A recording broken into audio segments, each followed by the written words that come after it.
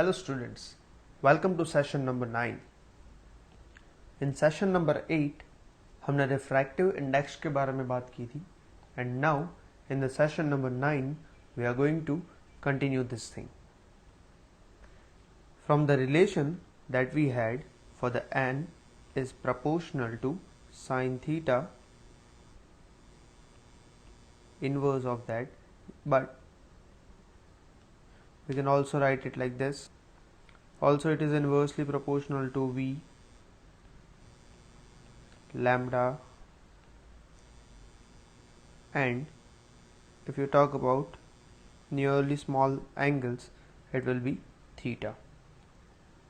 तो देखो ये n जो है ना उसमें n21 that is equal to n2 by n1, बाकी सारी जगह पर वो इन्वर्सली प्रोपोर्शनल में है. And as your n shows the density, that is optical density nowadays, so optical density of the media, so in that case we can write like n describing optical density of medium. So lesser the density, greater the velocity, greater the value of theta, greater the lambda, greater the theta, and greater of this it will give you the less value of this. Let us say we are having something like this. Suppose this is medium number 1 and this is medium number 2 and 1. देखिए अगर light किसी medium number 1, if I say this is air and this is glass,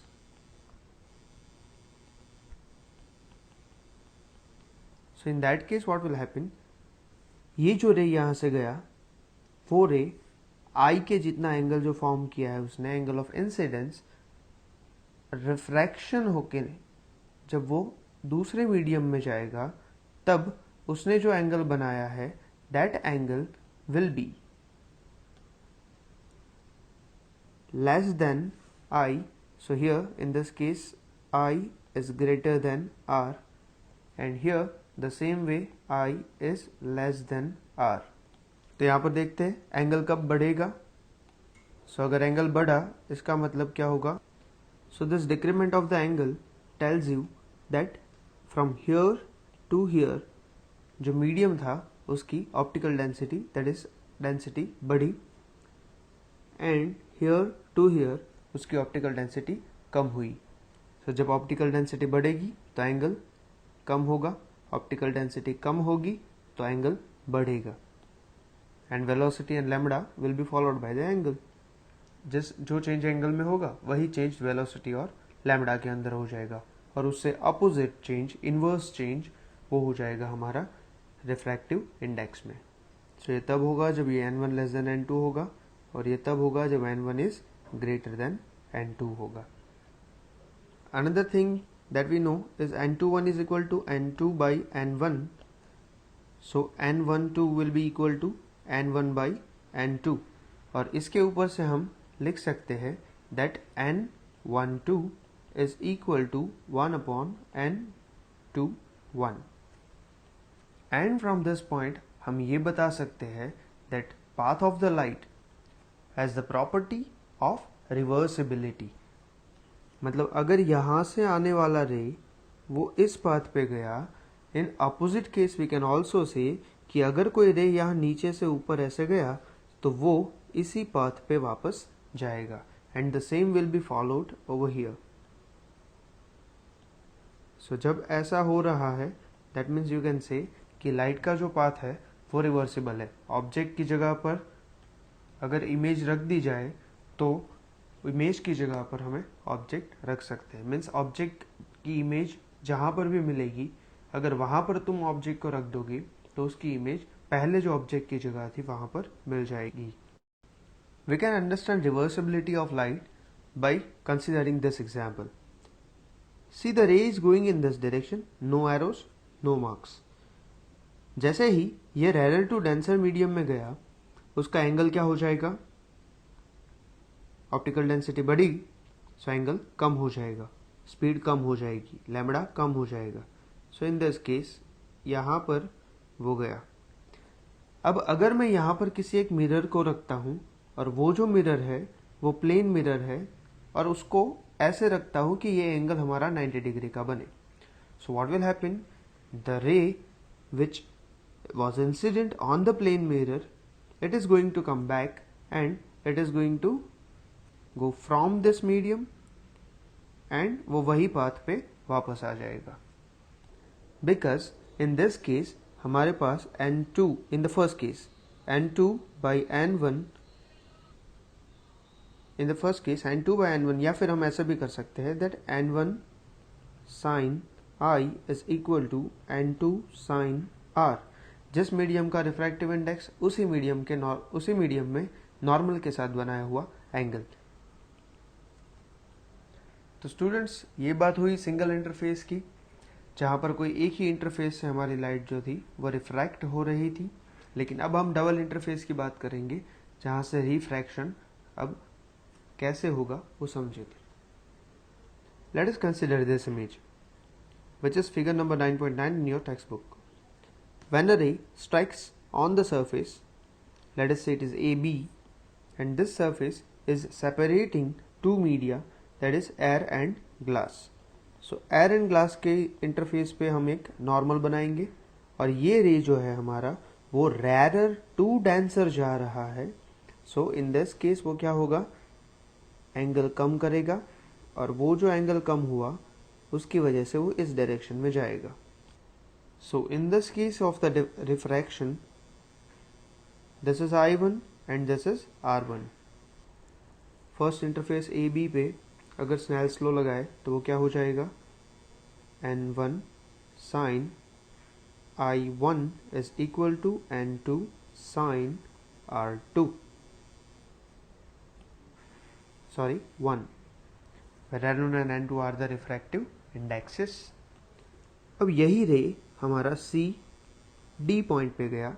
सो ये जो C D interface है उस C D interface पे अगर हम नॉर्मल बनाए तो वो नॉर्मल क्या करेगा, इस रे को रिफ्रैक्ट करेगा और वो रिफ्रैक्शन जो है तुम्हारा that goes from I2 and this was R2, क्योंकि इस दूसरे वाले इंटरफेस के ऊपर I2 is your angle of incidence and बाहर निकलने वाला जो एंगल है that is R2, that is angle of refraction at DC। जैसे हमने रिफ्लेक्शन में देखा था angle of emergence, so R2 जो हमारा है that R2 can also be said as angle of emergence, final emerging ray है, and this I1 can also be called as angle of incidence. So CD surface पे अगर हम बनाए तो वो क्या होगा, N2 sin I2 equals to N1 sin R2। अगर हम देखें कि लेट अस से यहाँ पर ये जो पॉइंट ऑफ इंसिडेंस है दैट इज M एंड यहाँ पर जो पॉइंट ऑफ इंसिडेंस है that is N। So in this case M and N के पास ये येलो एंड ग्रीन नॉर्मल जो है वो तुम्हारा Z बनाएगा and this Z is alternate interior angles। As you can see अगर मैंने इसको यहाँ ऐसे कर दिया तो, लेकिन ये तभी बनेगा जब AB is parallel to CD। अगर ये नहीं होगा then Z will not be there, तो ऑल्टरनेट इंटीरियर एंगल वाला केस हम यहाँ पर नहीं लगा सकते, बट हमारे केस में पैरेलल है तो हम इसको लगा सकते हैं। So from this I can write over here that I2 which is equal to R1 and from this अगर मैं देखूँ तो N1 sin I1 is equal to N2 sin I2, and from this N1 and so furthermore it will be equal to N1 sin R2, and अगर ये तीनों same है तो हम लिख सकते हैं that N1 sin I1 is equal to N1 sin R2, N1 gets cancelled and I can write clearly from here. I am writing it directly. I1 equals to R2. So अगर हमारी surfaces जो है वो parallel to each other होगी, in that case I'll get something like this. I1 is equal to R2, provided that incidence जहाँ पर हो रहा है वो इंटरफेस एयर से स्टार्ट हुआ एंड जहाँ पर इमर्जेंस हो रहा है वो भी एयर से है. And second condition for this is कि दोनों सरफेस जो होगी वो क्या हो जाएगी, parallel to each other. If they are not parallel it will be a section of prism, जो हम लास्ट में पढ़ेंगे. ये सेम डायग्राम आप ऐसे भी ड्रॉ कर सकते हैं. और अब अगर डायरेक्शन को फोकस करें तो ये जो पाथ रे था हमारा वो इस पाथ पे जाने वाला था और आफ्टर रिफ्रैक्शन वो इस पाथ पर जा रहा है. दैट मीन्स कि ये जो हमारे रेज बनेंगे वो रेज अपनी ओरिजिनल पोजीशन या फिर ओरिजिनल जो अपनी डायरेक्शन थी उस डायरेक्शन से पैरेलल तो जा रहे हैं, बट इन दिस केस वो थोड़े से डिस्प्लेट हो गए. और वो जो लैटरली डिस्प्लेसमेंट उनका हुआ है that is called as lateral displacement. Sometimes it is written as x. In some books it is written as lateral shift as well. In our case हम लैटरल शिफ्ट को यूज करेंगे. You will see the formula for the lateral displacement in your entrance lectures. अगर हम किसी fish hunting की बात करें तो हमें जो फिश पानी के बाहर से दिख रही है, अगर हमें उसको डायरेक्टली एम करना है then we will think that हम उसको डायरेक्टली यहाँ पर ऐसे मार देंगे and it will hit the fish. But no, that is not how it is going to happen. The reason is the refraction. क्योंकि हमें दिखने वाला जो रे होगा फिश का वो कुछ ऐसे, फॉर एग्जाम्पल अगर मुझे दिख रहा है ऐसे आया, then this is the normal drawn at the interface. And अगर नॉर्मल ऐसे हुआ, this is my angle of refraction और एंगल ऑफ इंसिडेंस हमारा क्या हो जाएगा. सो वो जो है डेंसर मीडियम है तो उसका एंगल हो जाएगा इससे थोड़ा सा कम. और अगर एंगल कम हुआ तो वो फिश इन एक्चुअल यहाँ पर नहीं लेकिन उससे थोड़ी सी आगे होगी और यहाँ से वो एमिट कर रही होगी उस अपने रे को. Okay, so to kill or to hunt that fish you have to aim in this direction, this red dotted line. So the fish appears there but in actual it is not there. This is how fish hunters do this. You can see the same thing in a fish tank as well. You must have seen that if the coin by mistake you drop inside the swimming pool or somewhere else with water inside or in bucket, so what will happen that this coin which appears somewhat upward, अगर हम pool की depth देखें, because generally अभी farm house का trend चल रहा है, तो before jumping into the pool सबसे पहले हम फाइंड आउट करेंगे कि वो कितना गहरा है. लेकिन the depth measured by our eyes it is not the actual depth, it is the apparent depth that you are observing. In actual हमारी जो डेप्थ होगी वो डेप्थ उससे ज़्यादा होगी. So this is the apparent depth that you are measuring and in actual the real depth it is this much. So अभी next point जैसे आप लोगों को पता चल होगा, so हम बात करेंगे real depth and actual depth और apparent depth. So in the case of apparent depth and real depth, so in this case we are having observer, this two conditions we are talking about. In condition A हमने normally ही उसको देखा है किसी object को, late us से अ coin is over here, and in the case 2 हम उसको obliquely थोड़े से एंगल पर, स्मॉल एंगल पर देख रहे हैं. रिमेंबर वन थिंग, हमें वही दिखेगा जिसके रेज हमारे आईज में आएंगे और आईज क्या करेगी, ब्रेन की मदद से उसको रिवर्स ट्रेस करेगी और एक्सट्रापोलेट करके फिर हमें पता चलेगा कि कहाँ पर कौन सा ऑब्जेक्ट है. फॉर एग्जाम्पल अगर हम इसकी बात करें, सो इस डायग्राम के अंदर इसके अंदर हमें वही दिख रहा है। देखो रे अगर ए से यहाँ से आया, इन दिस केस आइज ने क्या किया कि यहाँ से उस रेज को एक्स्ट्रापोलेट किया कि पानी के अंदर इस इंटरफेस से रे अगर ऐसे आया तो उसको एक्स्ट्रापोलेट करके यहाँ पर इमेज बना दी, बट इन एक्चुअल ऑब्जेक्ट तो वहाँ पर था ही नहीं। The same thing happens over here, that ये जो दो रेज यहाँ से बाहर आए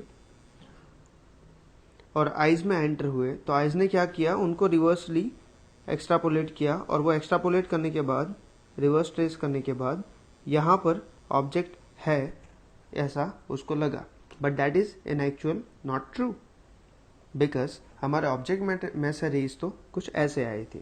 this is just a image and this depth is called as apparent depth, यहाँ से लेके यहाँ तक की, एंड इन एक्चुअल उसकी डेप्थ यहाँ से लेके यहाँ तक की है। चलो कुछ बेसिक्स चीज़ें इसमें लिख देते हैं। First is N1 and N2 refractive index of the media. अब देखो अगर मैं यहाँ से एयर की बात कर रहा हूँ and let us say this is water, so in that case your rays are coming from water that is a optically denser medium to air that is optically rarer medium. And I hope that you remember our output by input technique. So according to that हमारे output क्या है, जहाँ पर हमें वो दिख रहा है वो, so हमारा आउटपुट जो है that is what we see, in this case it is H1 और input that is original image, sorry object जो वहाँ पर था। एंड आउटपुट किसको दिखा, ऑब्जर्वर को। ऑब्जर्वर कहाँ पर है, N1 में, और इनपुट N2 में। So in the case of N1 and N2 हमें कुछ ऐसे मिला। अब इसको हम हमारी तरह थोड़ा मॉडिफाई कर देते हैं। H1 जो है और H2 जो है उसको हम H डैश एंड H कर देंगे, because we are using H dash for the image from the starting itself. देखो बस इसको याद रखो, बाकी और कहीं पे भी किसी भी बुक में मत देखो। This is a shortcut. ये हो गया ऑब्जर्वर जहां पर है उसका मीडियम, और ये हो गया ऑब्जेक्ट जहां पर इन एक्चुअल जहां पर रखा है उसका medium. The same is true for this also. Obliquely अगर आप लोग देखोगे with a small angle it will be the same only. लेकिन हर बार ऐसा तो नहीं होगा कि हम ही फिश को देखेंगे। लेट अस से नेक्स्ट जन्म में हम फिश बन गए, so in that case what will happen now? In that case we know that fish की पोजीशन तो ऐसे यहाँ पर है। लेट अस से उस डुप्लीकेट फिश की एक ओरिजिनल फिश हमने यहाँ पर बना दी, तो उसमें से निकलने वाला रे कुछ इस तरह से यहाँ पर गया और नॉर्मल के साथ उसने कुछ ना कुछ एंगल बनाया, लेट अस से I, और वो जो रे निकला है वही रे यहाँ से बाहर उस हंटर के आइज में गया एट एन एंगल R। अब इसी पाथ को अगर हम रिवर्स कर दे तो रिवर्सिबिलिटी के कंसेप्ट के अकॉर्डिंग ये सीधा यहाँ पर ऐसे आएगा, एंड लेट अस से मछली जो है उसको यहाँ पर दिखा। सो मछली को ऐसा लगेगा कि ये जो ऑब्जर्वर हमारा बाहर खड़ा है वो कहीं यहाँ पर थोड़ा ज़्यादा अपनी जगह से ऊपर खड़ा है जहाँ पर वो मीट करेगा। सो जो भी हाइट उसकी होगी, जिस हाइट पे वो खड़ा होगा उससे ज़्यादा हाइट पे वो दिखेगा, और बाहर जो हमारा हंटर या फिर ऑब्जर्वर है उसको ये फिश जिस भी हाइट पे या फिर जिस भी डेप्थ पे होगी उस डेप्थ से थोड़ी कम डेप्थ पे दिखेगी। The same thing you are experiencing in case of the coins inside the bucket of water. लेकिन अगर हम डायरेक्टली पानी के अंदर गए, इन दैट केस हमें फिश उसकी ओरिजिनल पोजीशन पे ही दिखेगी। Why? Because the rays which are emanating from the fish वो सीधे के सीधे वही होमोजीनियस आइसोट्रॉपिक मीडियम से हमारी आइज में गए, उसके बीच में कोई भी रिफ्रैक्शन नहीं हुआ। That's why. बट यहाँ पर ये जो आपको हाथ दिख रहे हैं वो हाथ क्यों दिख रहा है, that is the point of another topic. तो क्या होगा इस केस में, हम क्या करना है, output by input. So this is for the image and denominator में हमारा ऑब्जेक्ट जो है वो। इमेज मतलब क्या, so here image means it is apparent height और डेप्थ भी बोल सकते हैं, डिवाइडेड बाय रियल हाइट और डेप्थ, और उनका जो रेशियो होगा that is output by input equals to refractive index of the medium of observer divided by refractive index of medium of object. So ये हो गया हमारा complete formula for any case, whether the observer is in the rarer medium and observing to the object which is already in the denser medium, या फिर उससे उल्टा. In book you will find different formula for both of them, but don't go for that, go for this. So इसी तरह से atmosphere या फिर जो भी हमारे पास नेचर के अंदर लाइट है उसका रिफ्रैक्शन हमें बहुत ही इंटरेस्टिंग रिजल्ट्स देता है. For example let me give you one activity to do.